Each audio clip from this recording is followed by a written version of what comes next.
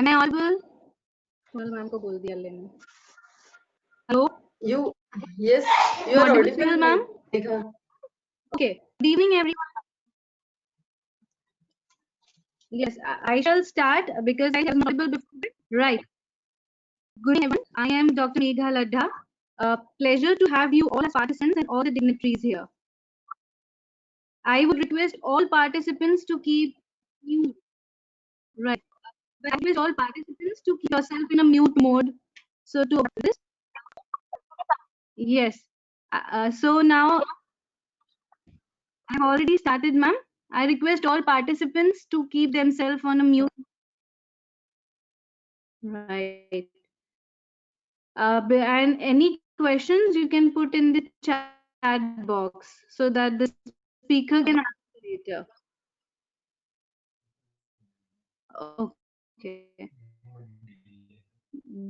Before we start, I would like to tell about IAPWC.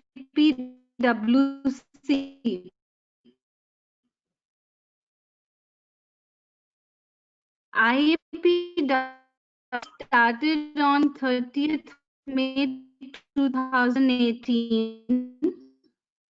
It functions under the guidance. Hello. Talk about IPWC. Talk about the introduction. On 3018, it functions under the guidance of National Head Dr. Ruchi Varse and I President Executive Dr. Sanjeev Jha. IPWC works towards conducting public awareness camps, CME workshops, bring to the professionals and improving public awareness about physiotherapy. We have 5 zones in India with heads for each doctor head. Joint committee coordinators Uttara Mohan and Dr. Priya Khande and Dr. Niraj Sanghvi. In Maharashtra, IAPWC has conducted 40 plus low-cost activities in various districts. In first corporate IAP conference, Bharat award for the best IAPWC. Now, even in this COVID condition, we all have stepped up with webinars. And today, district has conducted webinar PCOD by our speaker, Dr. Manisha Rathi. Ma'am, we cannot hear Let you me at all. introduce you about our speaker. Dr. Manisha Rathi, she is an MPT CBR and has done her PhD and is also a certified yoga teacher from the university. She is a professor at Dr. D.Y. Patil College of Physiotherapy. Your voice is not clear.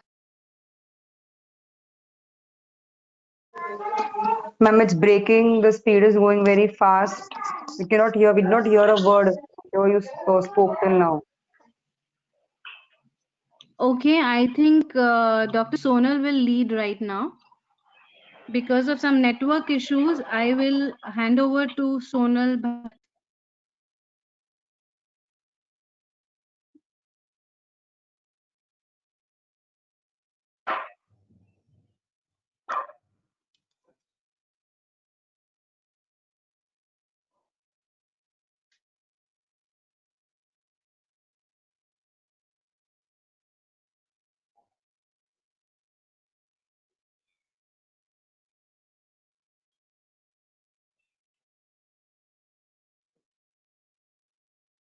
Hello, good evening. Dr. Sonal Bhagat, can you take chat? Yeah. Yeah. Good evening, everyone. This is Dr. Sonal Bhagat. It's my immense pleasure to have you all participants and all the dignitaries. I would request all the participants to keep mute to avoid the disturbance and put their questions in the speaker in the chat box, which is visible in the right corner. Before we start, I would like to tell you about IAPWC.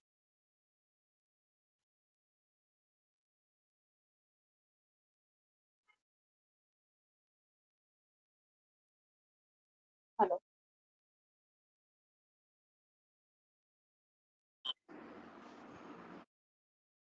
Now today, in the COVID condition, we are having to step up at the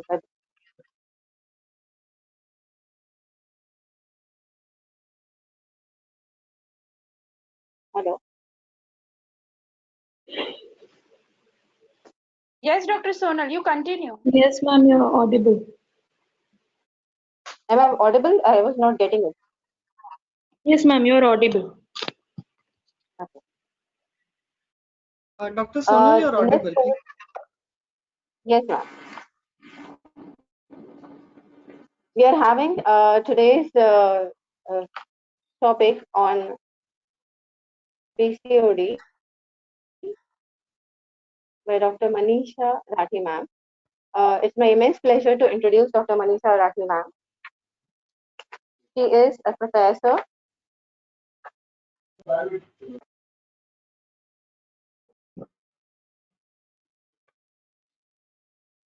I'm highly obliged to take over to introduce myself to Dr. Manisha Rathi ma'am.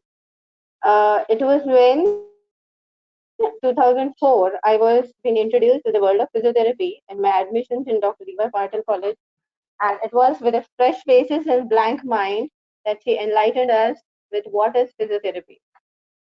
Thank you so much, ma'am. I was introduced to the world of physiotherapy by you. It's she is always with a smile and welcoming attitude. To tell you about her, she has done her bachelor's from DMC Nagpur and master's from DY Patil and PhD in DY Patil Vidyapeeth and Allied Medical Sciences. She's a certified yoga teacher. She's bestowing her knowledge since 22 years with a huge professional experience and 19 years of teaching. She has got a Best Teacher Award in IIP Physio in 20th October 2019. Significant Achievers Award at MS PhysioCon 2020 and National Physio Conference. I would like to take over and request ma'am to guide us with her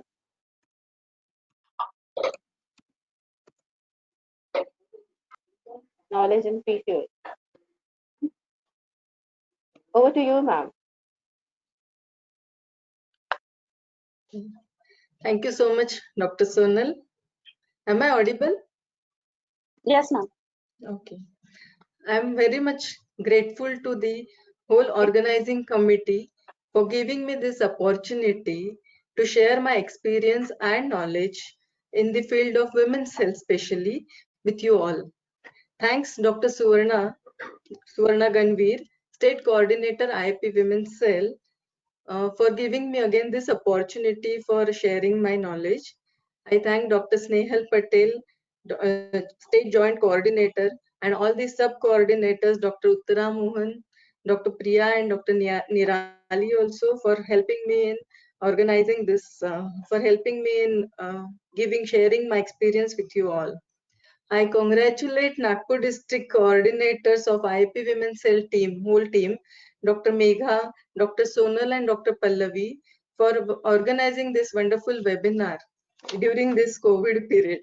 Okay, I am really very much impressed by this team, whole team, because you are selected such a wonderful topic right now. This is underprivileged topic. Generally, in the field of physiotherapy, we do not talk about PCOD much, but now the patients or the females are suffering so many females, almost 1 in 10 female is suffering from this PCOD condition, and because of this PCOD, the women's life is completely disturbed. It is a hormonal disturbances, and that's why it cannot be cured immediately, and that's why there is a need in this, that we can explore our knowledge and we can explore our expertise in this field, so that we can help the community by giving some our opinion, our expertise things in that. So I think I really congratulate the whole team for organizing this wonderful webinar. Thank you so much for inviting me, and I think we should start with the presentation. I'll share my screen.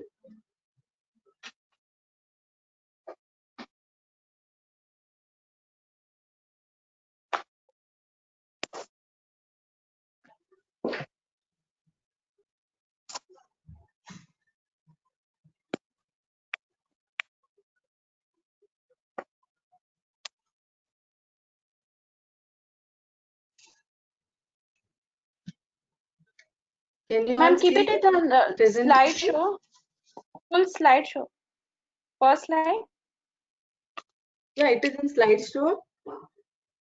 First slide, yeah. Okay. Is it seen clearly? Yes. Okay. Okay. Okay. So we'll start with the today's webinar topic, that is role of physiotherapy in PCOD. Myself, Dr. Manisha Rathi, I was already introduced by Dr. Sonal. Today, what we are looking for? We are looking for what is PCOD, its pathophysiology, what are the clinical features of PCOD, diagnostic criteria, how can we diagnose it, and what are the medical and physiotherapy management in the same. Coming to what is PCOD. PCOD is basically polycystic ovarian disease. Generally, nowadays, it is called as polycystic ovarian syndrome because it is not associated with one particular symptom. It has many symptoms which are coming together. And that's why instead of PCOD, it is known as PCOS, polycystic ovarian syndrome. It is heterogeneous multisystem endocrinopathology in women of reproductive age with the ovarian expression of various metabolic disturbances. And this is first described in 1935 by American gynecologists Irving F. Stein and Michael Leventhal. And that's why it is also named as Stein-Leventhal syndrome. What is its prevalence? Until unless we don't know prevalence, we cannot work on it with our major contribution giving in the field of physiotherapy. So prevalence rate is increasing fast due to the change in lifestyle and stress amongst the women. Women have many stresses now. Everyone is working out and managing household. That stress, plus there are many other stresses which are coming in their life, and that is one major contributing factor for increasing the prevalence rate of PCOS. And it is common problem in adolescent also nowadays. Global prevalence of PCOS is almost 2.2 to 26%. This huge percentage, 26%, is generally it is because of there is no definite criteria to define PCOS worldwide. That's why this certain countries are considering the other criteria, and that's why it has come drastically up to 26%. But in amongst Asians, if you see, the percentage is 2 to 7.5%. When it comes to India, prevalence rate is about 9.13%. That is almost amongst 1 in 10 adolescent girls are suffering from PCOS. And amongst the women, the rate is slightly lower, 3.7%. Urban females are more affected everywhere mainly because, as earlier I mentioned, that lifestyle. This is major contributing factor, and that's why urban females are more affected, almost 22.5%. Now, what is its pathophysiology? Why it is coming? So pathophysiology, there are many reasons for, and exact reason is not known. So there are few theories are postulated for this, and I will just explain you few. It starts with the disturbance in hypothalamus and pituitary regulations. From the pituitary gland, you all are aware that luteinizing hormone is secreting. So in the pituitary gland, this phase secretion of luteinizing hormone is increased, and at the same time the FSH secretion is decreasing because of the disturbance in hypothalamus pituitary disorders. And this you all are aware, follicle stimulating hormone is necessary for development of the follicle and ovulation. So if there is decrease in FSH and increase in LH level, there is impaired development of follicle over here. And because if there is no impaired development of follicle, you know that ovum is not going to develop properly and it will not release from the matured follicle. And that's why there will be chronic anevolution. So there is no ovulation taking place in PCOS. And because of impaired development of follicle, there will be hyperandrogenism, which leads to, so there is a excess androgen hormone, which is a male hormone, testosterone is going to increase because of this, and this leads to hirsutism, acne, and alopecia. In the other way, if you see hyperandrogenism is occurring, that leads to hyperinsulinemia. That is, insulin resistance so there is more secretion of insulin. If more secretion of insulin, that leads to obesity, and obesity leads to extraglandular aromatization. Even hyperandrogenism is responsible for extraglandular aromatization. If extraglandular aromatization is happening, increasing, so that enzyme helps in conversion of androgen, extra androgen, which is there into the estrogen. So estrogen level is going to increase, and that further leads to increase in LH secretion and FSH secretion. So this is a vicious circle. You can see obesity leads to insulin resistance leads to obesity. Then extraglandular aromatization leads to obesity, and vice versa. So this is a vicious circle over here. So when we are going to treat these such females, we need to understand where we need to break this cycle. Okay. Coming to this, there is another theories for obesity and PCOS. How obesity is related with PCOS. You know, if there is a hypothalamus hypofunctioning, there will be decreased leptin, which increases appetite. So fat cells are going to be increasing. If fat cells are increasing, that leads to obesity. That means there is a obesity.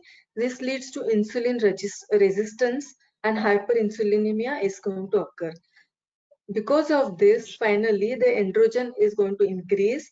Androgen increases leads to hyperandrogenemia, and finally PCOS. If PCOS is there again, because of in reverse way, if we go, it leads to obesity. So again, there is a circle over here: obesity, insulin resistance, androgenesis, hyperandrogenemia, PCOS, and back to obesity.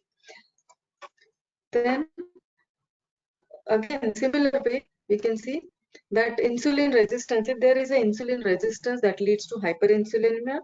This leads to decreased hepatic production of SHBG, that is sex hormone binding globulin. That causes hyperandrogenism. That hormone, the SHBG, helps in binding the sex hormone, that is testosterone. If there is decreased production, then there will be increased testosterone level. So increased testosterone, there is hyperandrogenism, that leads to PCOD or PCOS. Then hyperinsulinemia leads to elevated LH and oligo, or an evolution is going to occur. That is again a sign of PCOS. So this is again circle. So you must understand what is pathophysiology. Apart from this, there are genetic factors also which are responsible for PCOS development. Coming to clinical features of all these, PCOS, scalp hair loss is going to occur in 40 to 70% of females. Poor body image and eating disorders are going to occur in 21%. Hirsutism, that is excess hair growth, is occurring in 70% of females. So there is excess hair growth in upper lip or chin area. Anxiety is going to be seen in 4 to 57% of females. Hyperandrogenism, which is a major factor for contribution of PCOS, 60 to 80% females shows this. And then easy weight gain or obesity, 55 to 80% females shown this, and such females are they cannot lose weight very easily. Then fertility issues are there. There will be infertility, as we have seen. Inovulation is going to occur. Ovulation is not going to take place. So there will be infertility.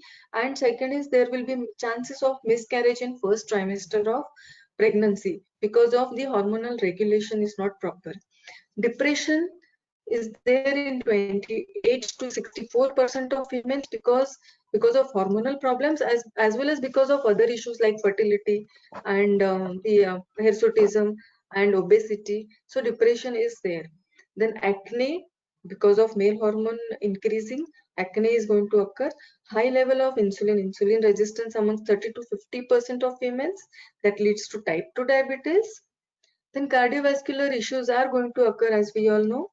Diabetes is there, that leads to cardiovascular issues. Even central obesity is there in such females, that leads to cardiovascular issues. That there will be hyper cholesterol increases. Then irregular menstruation in 75 to 80% of females is going to be there. Sexual dysfunctions are occurring in such females, and polycystic ovaries are there in 20 to 39% of females. So major symptoms are irregular menses, obesity, hirsutism, and depression. These are major symptoms which we can see. Now, the endocrinological changes seen in such females. As we have seen already few, I'll just enumerate all these again together. Estrogen or E2 level rises. LH level is raised over 10 IU per ml. FSH level remains normal or it may decrease. Androgen increases. SHBG, that is sex hormone binding globulin level, drops down due to hyperandrogenism. Because of this, there is no binding with the testosterone, so testosterone level is going to rise. Prolactin level rises by 15%. Fasting insulin is going to rise and it will be more than 10 IU per ml. And thyroid function disturbs, that is hypothyroidism, is seen among such females. Now, how can we diagnose this? Symptoms are there, but final diagnosis has to be made. And then Rotterdam's criteria are there, which diagnoses or which confirms that she is suffering from PCOS. There are 3 criteria they have given, and if any 2 are present out of these 3, they are considered as, they are diagnosed as PCOS. Presence of polycystic ovaries on transvaginal USG. That is presence of 12 or more follicles in each ovary measuring from 2 to 9 mm and or increased ovarian volume by it is more than 10 ml or 10 centimeter cube square. If it is more, then it is diagnosed as presence of polycystic ovaries, and these follicles gives appearance like beaded necklace appearance on USG. You can see normal ovary here and the polycystic ovary. You can see that in the periphery of ovary there is the cysts are seen. So it gives a beaded necklace appearance on ultrasonography. And even if one ovary is seen such symptoms, it is considered as polycystic ovary. Then second is biochemical or clinical evidence of hyperandrogenism. Biochemical, like blood investigations can be done to diagnose this, and clinical evidences like hirsutism, acne, and central obesity, they are considered because of this. And then third is very important is oligo or an ovulation. So if there is no ovulation or there is a delayed in ovulation more than 35 days or 40 days, or even they say that 8 periods in a year is considered as oligo ovulation. In a year, 12 months may only 8 periods are coming, so delayed periods. So if these 3 criteria may say, if any 2 are present, then she is diagnosed as having PCOS. Now you can see over here how it looks like ovaries. Normal ovaries are like this in first picture. Here normal ovary, you can see there will be follicle, primary, secondary follicle and mature follicle where ovum is there. And for this maturation, you need FSH. And then ovulation is occurring, ovum is released, and then after that the remaining part of follicle becomes corpus luteum, and then this is what is happening in normal ovary. But if there is no FSH, no follicle stimulating hormone present, or if level of FSH is not that much which is required, then what happens? Development of follicle is stopped. So here there is ovum, there is no release of ovum which is occurring, and an evolution is going to occur, and there will be multiple immature follicles present in the ovary. After some period of time they become cyst, and there will be a accumulation of such follicles on the periphery of ovary, you can see, and that gives a beaded appearance, the beaded necklace appearance on ultrasonography. Now this is all about diagnosis of PCOS. Now what we should examine as a physiotherapist when any female comes to us and we are suspecting that she's having PCOS, or she may, or even gynecologists are sending them to you, to a physiotherapist. What we should mainly look for? that is obesity, especially android type of obesity where waist hip ratio is high, waist circumference is more, then BMI, body mass index, more than 25 kg per meter square. There will be hirsutism and acne, signs of hirsutism and acne. You can observe and you can come to a conclusion that she is having hirsutism acne. There will, because of hyperinsulinemia, they may manifest with the acanthosis nigra. 5% of females are suffering from this acanthosis nigra. You can see here in the picture, you can see a darkened area around the neck. So if a person is having hyperinsulinemia, you can observe such marks on the neck region. Then high blood pressure will be there. You need to assess blood pressure, and generally there will be high blood pressure, or there will be a hyper cholesterol. Cholesterol will be increasing in such females, and pelvic findings which we can see from the external will be normal. So we need to confirm with the USG report, which a gynecologist may be sending you. Lab investigations like LH hormone level, FSH hormone level, thyroid hormone level, and androgen hormone level need to be assessed thoroughly. So we, as a physiotherapist, we can go for this. Even blood sugar level need to be assessed. After investigation, our main aim, what should be our main aim? As a medical fraternity, main aim for a female who is diagnosed with PCOS is cure a woman with menstrual abnormality, because that is the main problem generally they see. Then to treat her hirsutism, that gives lots of depression and problems to a female. So we need to treat that as a medical professional.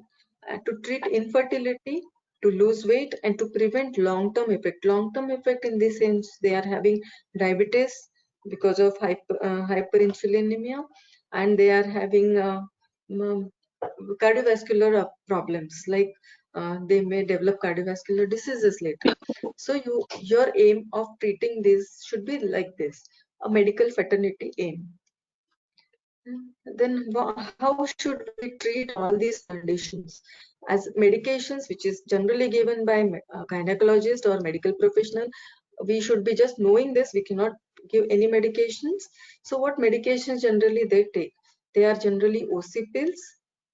They are given OC pills because to regulate androgen level, and these OC pills are combination of an estrogen and progesterone. Then gonadotropin releasing hormone antagonist, we need to give this. That is mainly for the this tablets they have given for the regulation of regulation of the cycle. Then clomiphene citrate with or without dexamethasone has been given by a medical professional. The aim of giving this medicine is mainly to improve fertility. So infertile women is generally taken this medicine so that when ovulation is going to occur properly. And still, if there is any problem with the ovulation, metformin is given along with that. Then apart from medication, what surgeries are done? If there is no cure with the medication and other role, then surgery like endoscopic cauterization or CO2 laser vaporization of multiple cysts is done in the form of surgery. Now main our role is here physical exercises. We have to give physical exercises which with the aim of weight loss. Then yoga, pranayam and meditation are again very helpful for such females, and lifestyle modification. These three things, which are physical exercise, yoga and lifestyle modification, are important from a physiotherapy point of view. Now, are you all aware that these celebrities are suffering from PCOS? First picture you all must be knowing, Sara Ali Khan. She has been diagnosed PCOS earlier, and she was weighing more than 95 kg weight earlier. But with the willpower, with the Pilates exercises, with the very good weight loss training program and diet program, she has reduced now up to 55 kg weight. You know the other picture, Sonam Kapoor, you must be knowing this. She had also suffered from PCOS and now recovered, or at least regulated with her hormonal levels, both of them. So if they can do, why we can't? Coming to the exercise physiotherapy portion in the PCOS, exercises are proved to be a best therapeutic and supportive management in PCOS patient in reducing infertility. It has been observed by a scientist, a physiotherapy scientist, concluded that women with PCOS should be advised to engage in at least 90 minutes of aerobic activity per week with moderate intensity. This is very important. Moderate intensity, 60 to 70% of VO2 max, or you can have 60 to 70% of HR max to achieve improved reproductive and cardiometabolic outcome. This 90 minutes are very important, which is of moderate intensity in a week. If you're going to do slow activity, then it has to be a more duration, maybe 150 minutes per week is also needed.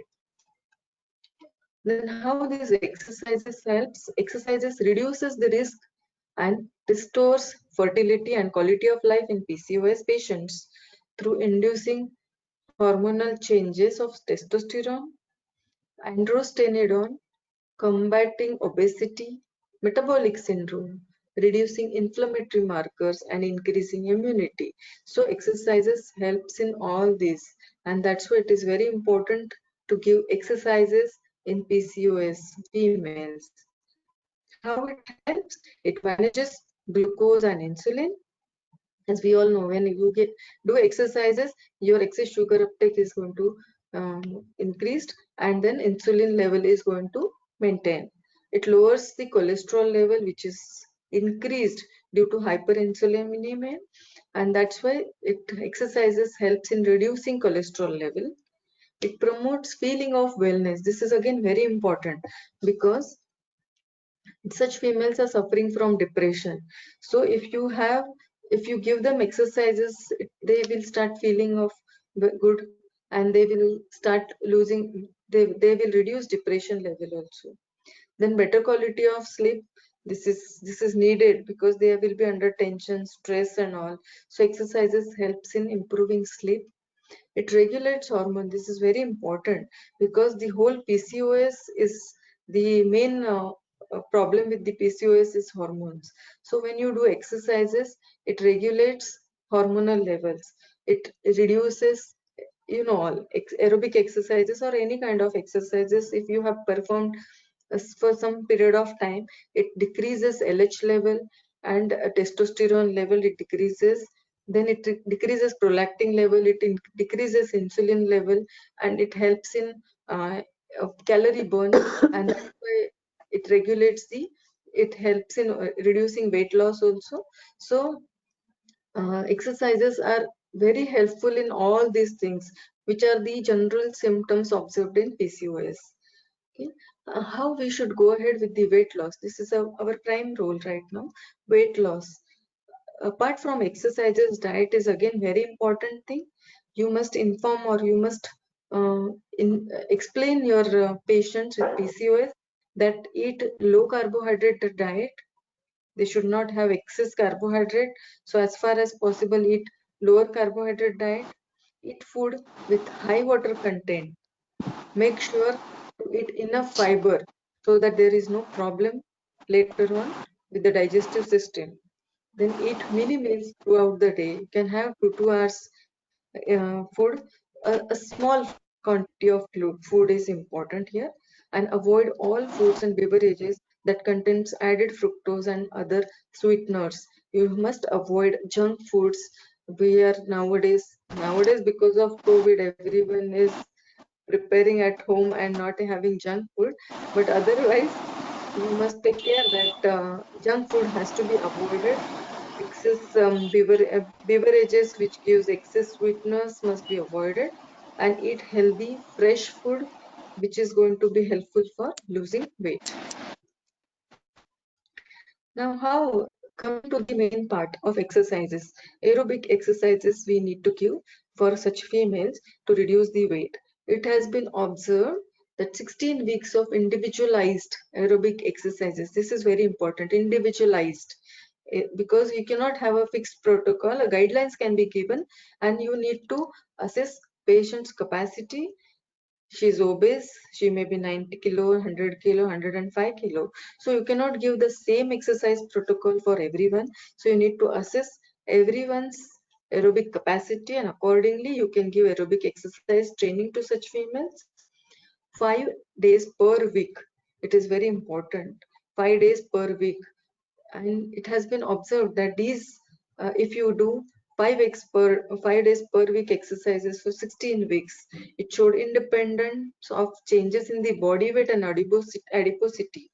There is no much change in body weight and adiposity, but there was a significant increase in aerobic fitness and insulin sensitivity, and a significant decrease in total number of follicles, which are measured by MRI. This is a study done, and this is what is important. There is significant decrease in number of follicles, which is main sign and symptom of PCOS. So if follicles are decreasing, that indicates that there is a less chance of immature follicle which are developing, and that's why the chance of ovulation is going to be increasing. Now, how you should give aerobic training? You know that aerobic training is very effective in improving fertility and reducing weight, improving diabetes, improving insulin resistance condition, and hyperinsulinemia and cholesterol level. So how we should give aerobic training? This is what is important. So individualized treatment plan, you need to do it. We need to give warm up for 5 to 10 minutes. Frequency must be 5 days per week, or you can have up to 6 weeks, but every day 7 days per week should be avoided because fatigue will be occurring in these females very fast. So frequency 5 days per week is ideal, and it should be given for 24 weeks. 12 to 24 weeks is very important. You cannot have...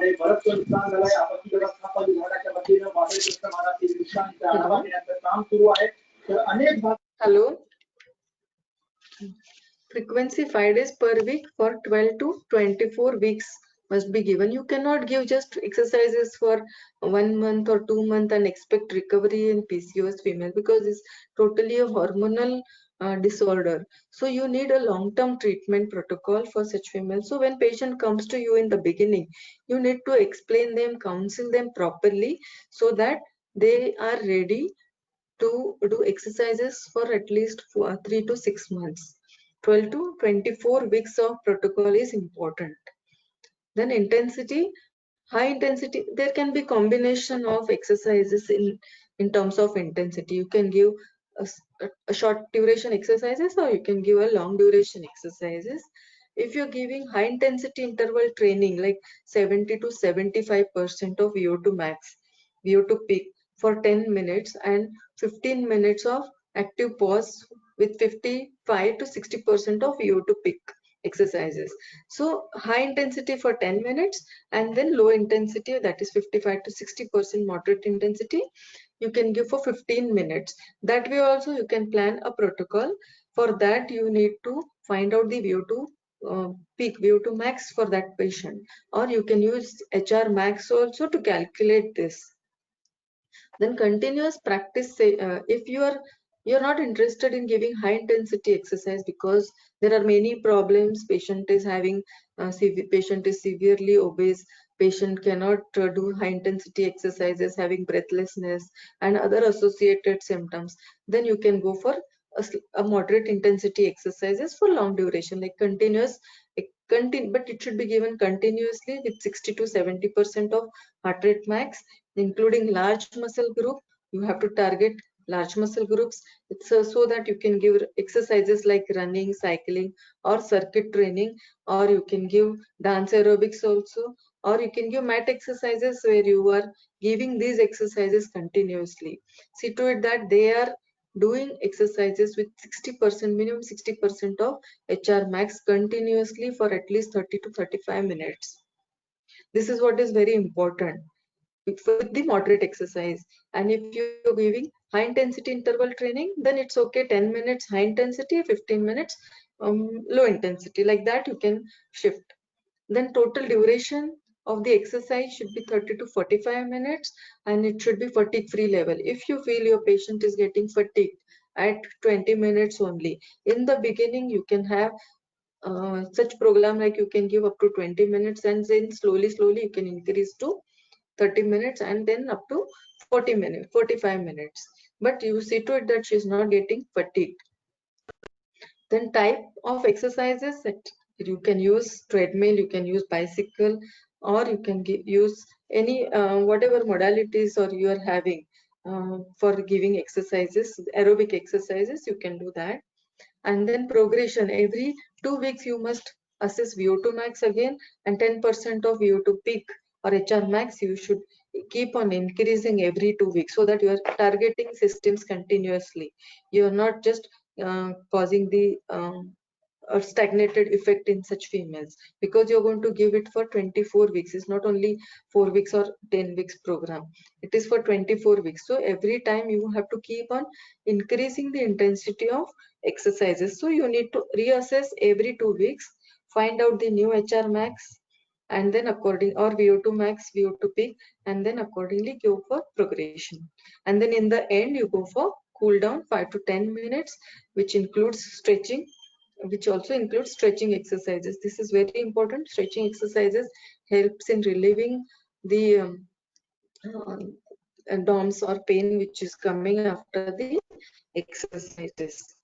Apart from aerobic exercises, you can go for resistance exercise training also.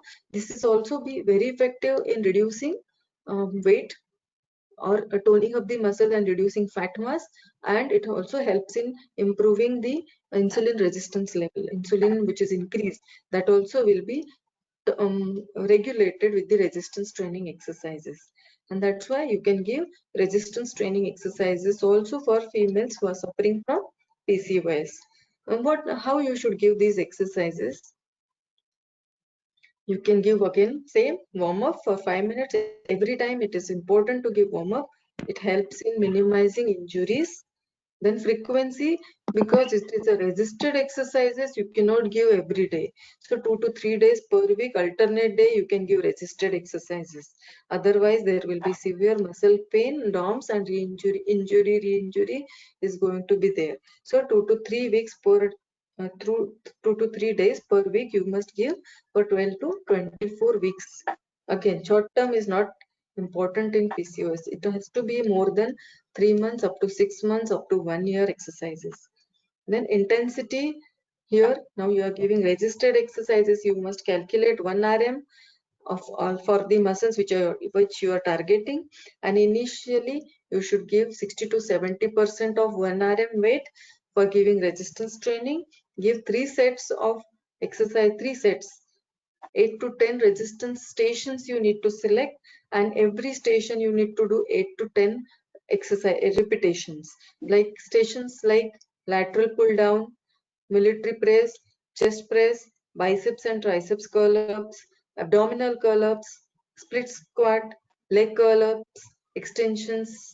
Like this, you can choose whatever stations are available in your clinic or in your area, or even if the machines are not available and you want to go for free exercises with the resistance like dumbbell and weighted therabands, theratubes, you can go with that also. But see to it that you are targeting major muscle groups, and 3 sets, 8 to 10 repetitions in each set for each exercises, and 8 to 10 such exercises you must include. And 1 minute rest pause you must give in between, so that you are in one every after one set you must give 1 minute rest pause, so that there is no fatigue which is occurring, there is no accumulation of lactic acid. And then you must see whenever you are in lifting weights, you should avoid Valsalva maneuver, because such females are obese females, they are having android obesity and they cannot lift, so they will try to lift with breath holding maneuver. That may lead to back pain, that may lead to any other injury happening. So avoid these things, take care of avoiding all these things. Then total duration of time with including warm up exercises and cool down 30 to 45 minutes you can give exercises. In the beginning, as with the aerobic training, I have already explained.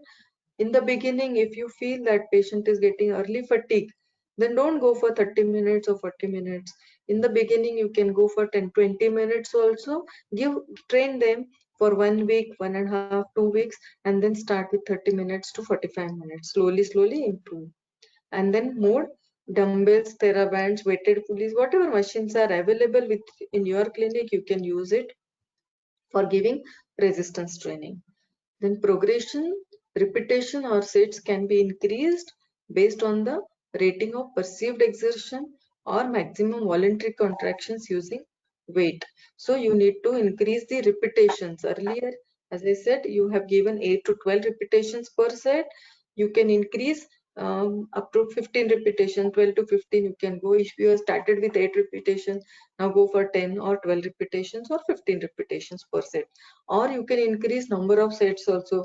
If you started with 2 sets or 3 sets, you can go for 4 sets also. So progression is needed, but all progression cannot. Sets and repetition don't increase at a time. In the either you increase repetition of few exercises, and then again increase after 2 weeks, next 2 weeks you can increase the repetition of remaining exercises. Then after 2 weeks you can improve the sets. Like that you can progress. And then finally give the cool down, which causes active recovery. Whatever the lactic acid accumulated in the muscles will be washed out, and that is what is needed for reducing DOMS also. Okay, so resistance exercise training is very effective again for improving PCOS condition. Now, as you all know that these exercises, aerobic resisted exercises, we are given for with the aim of weight loss and associated benefits of weight loss. And weight loss, even 5 to 7% over 6 months period, if reduces free testosterone levels and restore ovulation and fertility.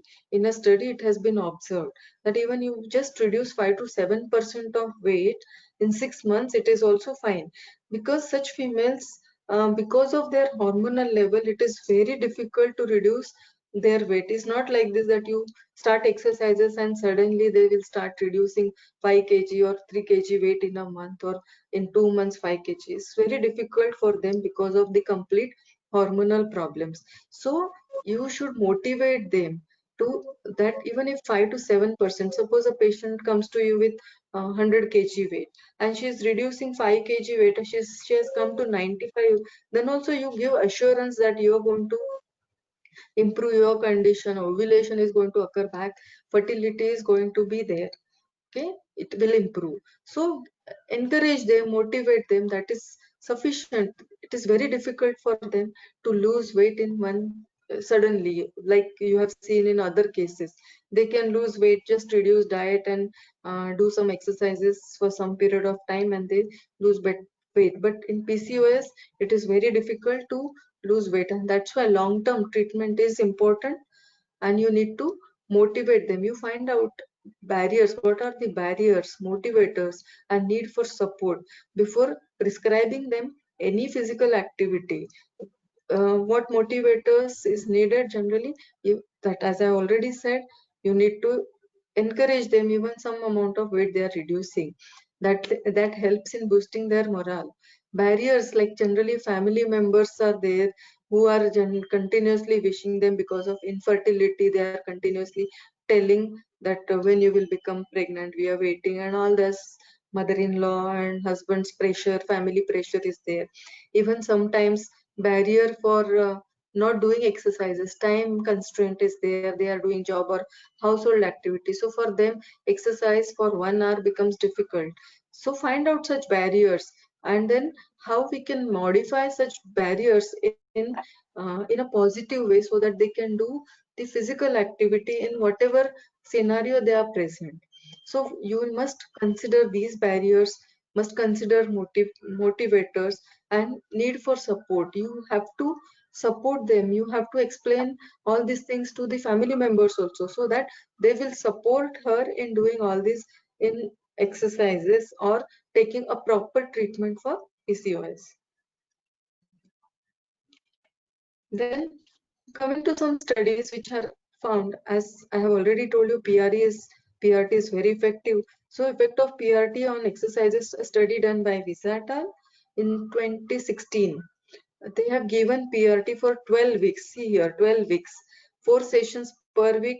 2 were supervised in the physiotherapy clinic and 2 were home-based exercises. Like they have been explained how to do exercises using the sandbags, using the resistance training at home. For 60 minutes they've given, and this study concluded that there is significantly effective in improving body weight, lean mass, fat-free mass, and BMI. So body weight has been increased, PRT, but there was decrease in fat-free mass. This is what is, there was decrease in fat mass. This is what is important. And reducing waist circumference, android obesity has been reduced. Waist circumference is reduced, which is again a major problem in such females. And HbA1c level has been reduced. That shows that in patient is suffering from diabetes or hyperinsulinemia. So these are in control with the PRT, as well as it has been proved that there was reduction in depression, improved quality of life, anxiety, and exercise self-efficacy has been improved. But there was no change in menstrual cycle was noted. This may be because it was just for 12 weeks session. That may be the reason, and that's why long-term research is needed over here. That's why I told you in the beginning, it should be more than 12 weeks up to 24 weeks. So whenever patient comes to you, you must explain them you have to do exercises for at least 6 months. Then coming to yoga and Surya Namaskar, effects of Surya Namaskar are again proved to be very effective in treating the patient with PCOS, female with PCOS. Surya Namaskar.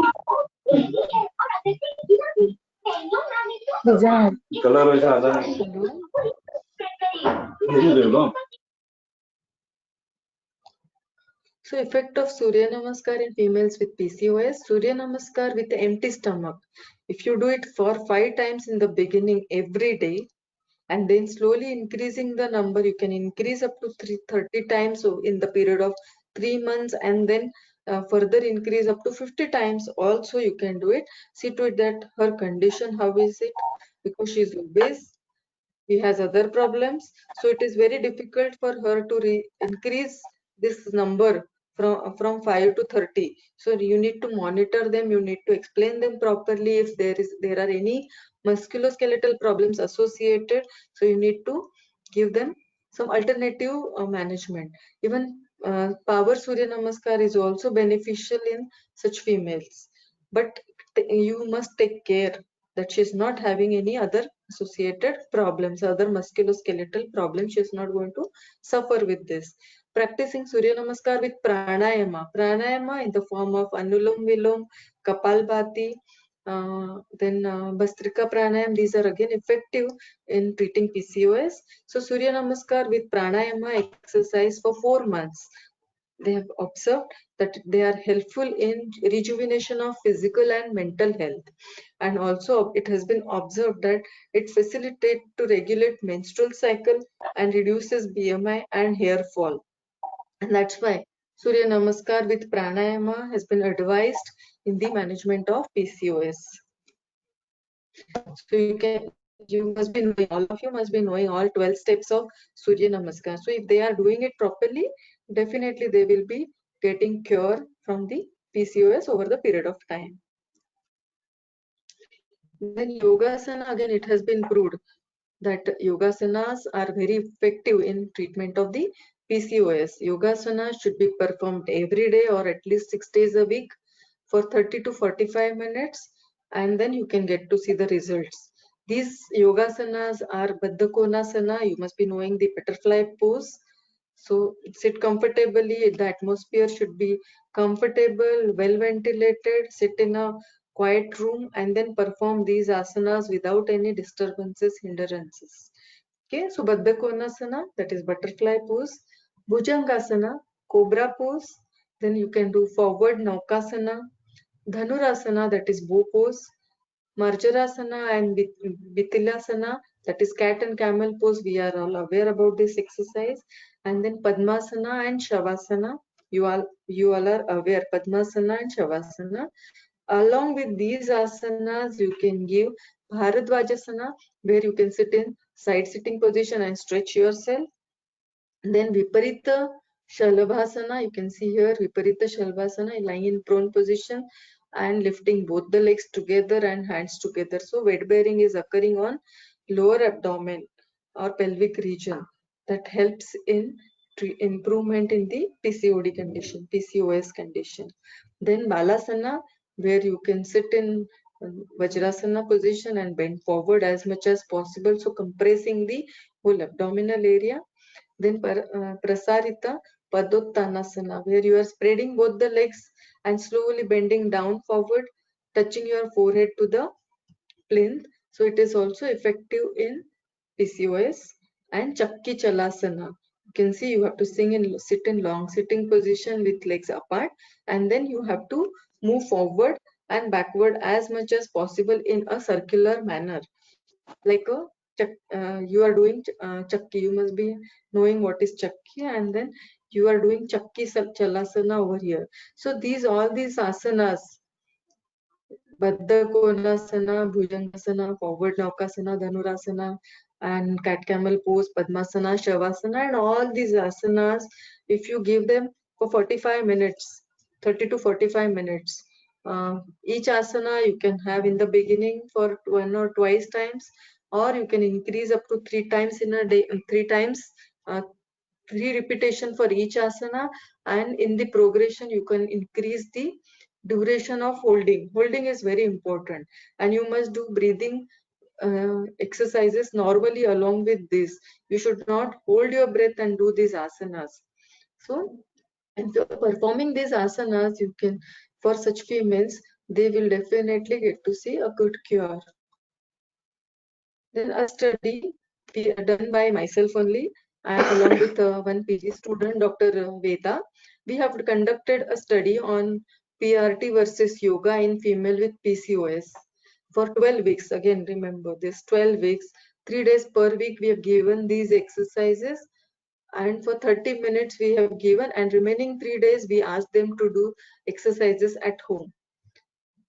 So 6 days a week exercises were performed, 3 days were supervised and 3 days were unsupervised asanas. In Yogasana, these 12 asanas we have given 3 times each asana. Progression was given by increasing the holding time. And then other group we have given PRT, which I have already explained you how should be given PRT exercise.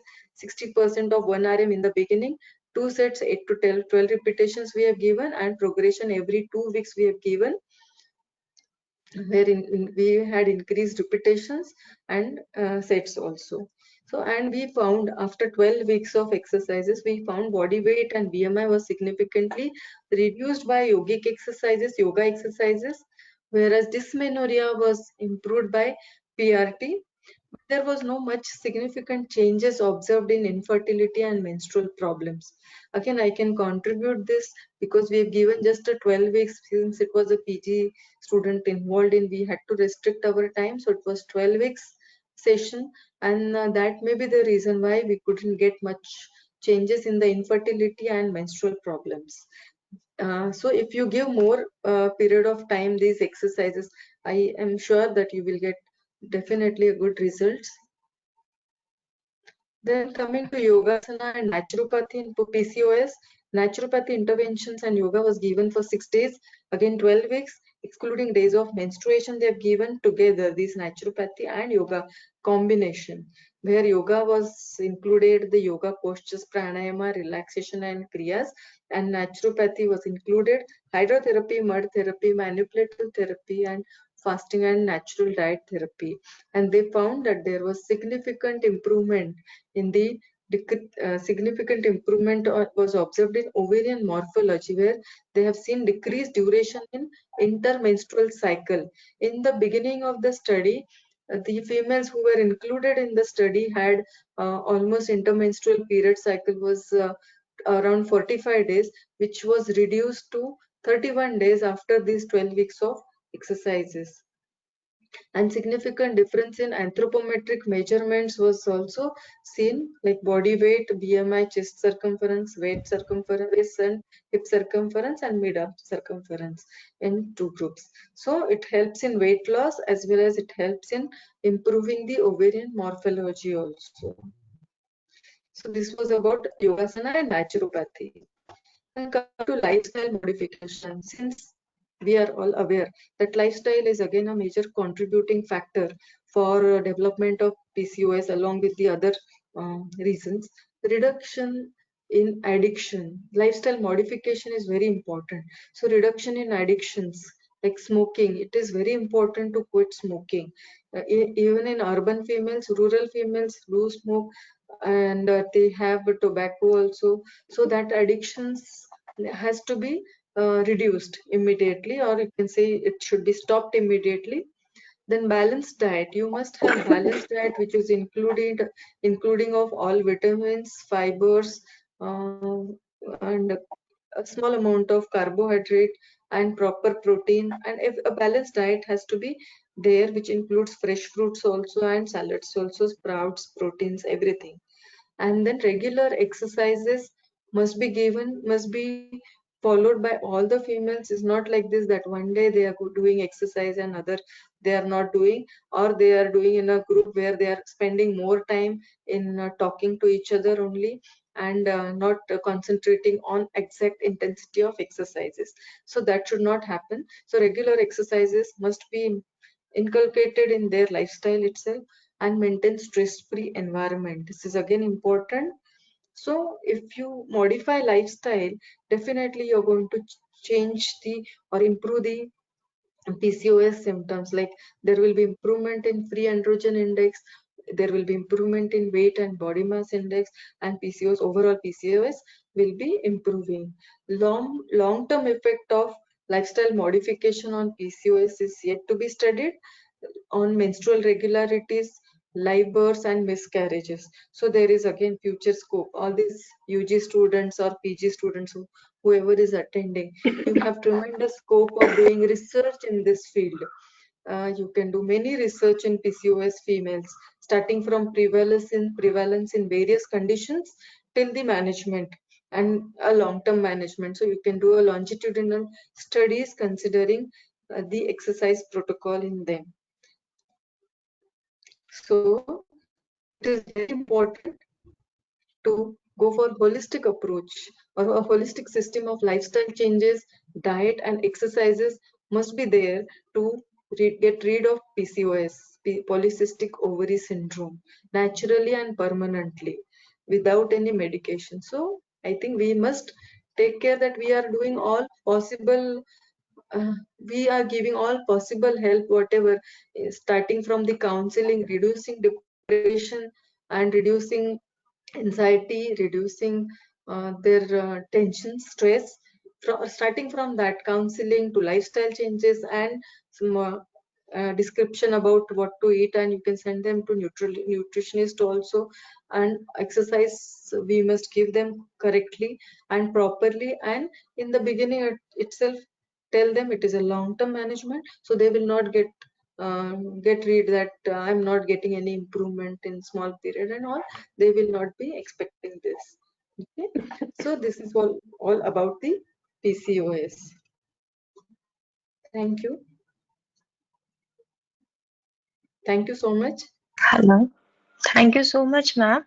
Myself, Pallavi. Am I audible to you, ma'am? Yes, yes. Yes. Ma'am, you explained the topic very well. There are many questions related to topic. I'm putting you a few questions. Just first one is, if the person Yes, is having PCOS and is yes. thin, so what's the management from physiotherapy point of view? If she is Am I having repeat? PCOS, yes, And thin and PCO is thin. thin. Uh-huh. Ma'am, I'm repeating the question Yes, again. yes. She's thin. I got to know. She's thin and Okay. she's having Mhm. PCOS. Yes. Yes, ma'am. Since we have seen the symptoms, we observe that every female is not obese, the one who is suffering from PCOS. But thin है इसका मतलब ये नहीं है that she should not do exercises, because exercises will regulate the other hormone levels also. So she can continue with all these exercises with proper diet and lifestyle modifications. And these exercises, aerobic exercises also she can perform. She can perform resisted exercises, which is going to be helpful for her in improving her body weight also, or muscle tone up in her muscles also, and it will directly or indirectly help in treating PCOS also. Thank you so much, ma'am. Okay. Ma'am, one of my colleagues has asked you, PCO. Shall I proceed with next question, ma'am? Yes, yes. Yes. Okay. Thank you, ma'am. PCOS diagnosed woman with less bleeding, but periods is regular every month. After Hmm. few years of diagnosis and homeopathy treatment, now Hmm. can it be corrected by physiotherapist? If so, what can be done? What exactly you want to correct? The flow. The Uh, cycles are regular, you said. what Yes, ma'am, but she is diagnosed with PCOS and taking the homeopathy treatment. So along with that, she wants to know what physiotherapist can do again. Uh, so same, see, if her menses are regular, she has been taking homeopathy. So as I said, there is a holistic approach. So she can do physiotherapy exercises also along with the homeopathy exercises.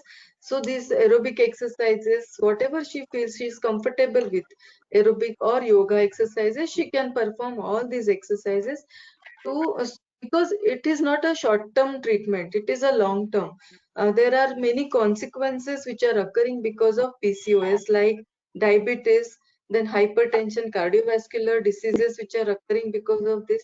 So that can be regulated along with the homeopathy treatment with the help of exercises. So she can continue exercises in such scenario. Okay, okay. Thank you, ma'am. Can I next question, ma'am? Yes. Yeah. What is the physiotherapy goal with this particular yogasana? What is the physiotherapy Physiotherapy. goal? Huh? Physiotherapy. Hello. Hello. Hello. Hello, ma'am. Am I audible to Yeah. you? Yeah. Yeah. Yes. What is the What is the question? physiotherapy goal?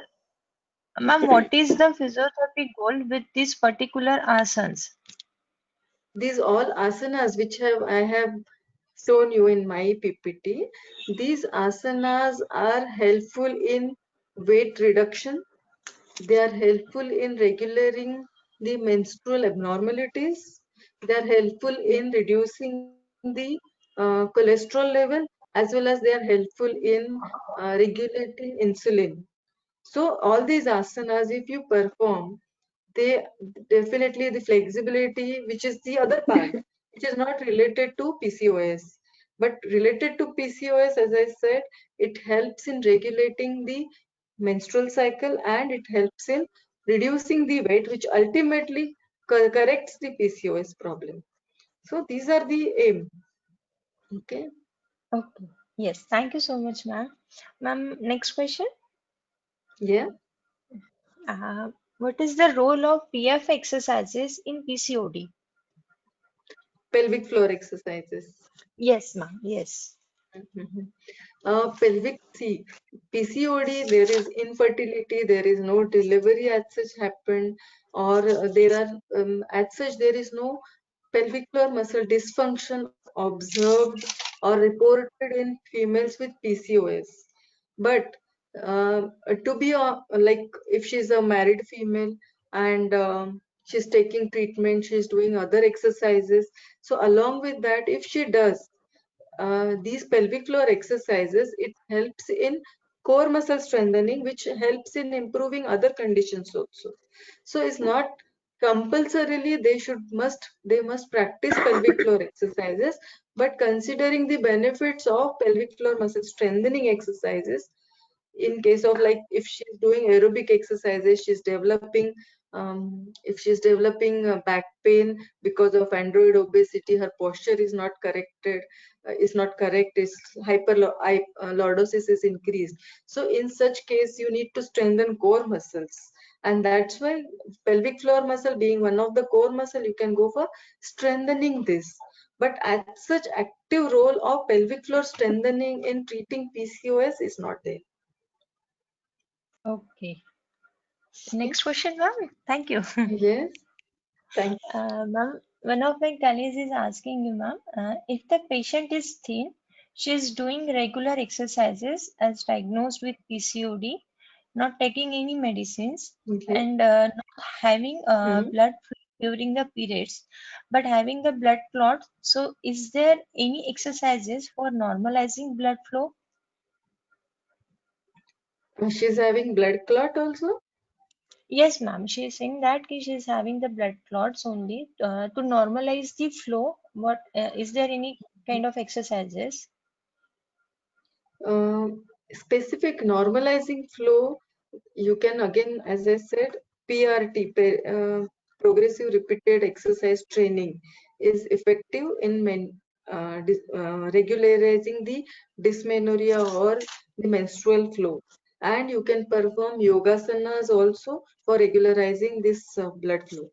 So PRT, if you practice it properly with all the strengthening abdominal curls and push-ups and all these whatever exercises I had mentioned. So if you practice PRT, it will be helpful in regularizing blood flow Thank you so and much, ma'am. reducing dysmenorrhea. Thank you so much, ma'am. One more last question, ma'am. Mhm. What is the meaning of hirsutism? You know, Hirsutism is excess, because hirsutism basically occurs because of the increasing male hormone, that is testosterone. Androgen is increased, and because of the SHBG reduction, there is testosterone flow in the blood is increasing, and that this hirsutism is causing. This testosterone is causing hirsutism, where there will be excess growth seen on the upper lips, on the chin, excess hair growth. You can see hair growth on the chin area like a male person, or on the upper lips, or even on the face, you can see. But there will be very less chances of developing virilism, where excess hair production on the chest area and hand is seen. Virilism is less, but hirsutism is very common. thank you so much, ma'am. Ma'am, I'm handing to the vote of thanks now. It's my great privilege to have been asked to propose a vote of thanks on this occasion. I, Dr. Pallavi Sade, on behalf of IIPWC Nagpur district team and the entire family of my IIPWC team, extend my sincere vote of thanks to one and all. A big thank you to you, Dr. Manisha Rathi ma'am, for your presence and took out your valuable time of busy schedule.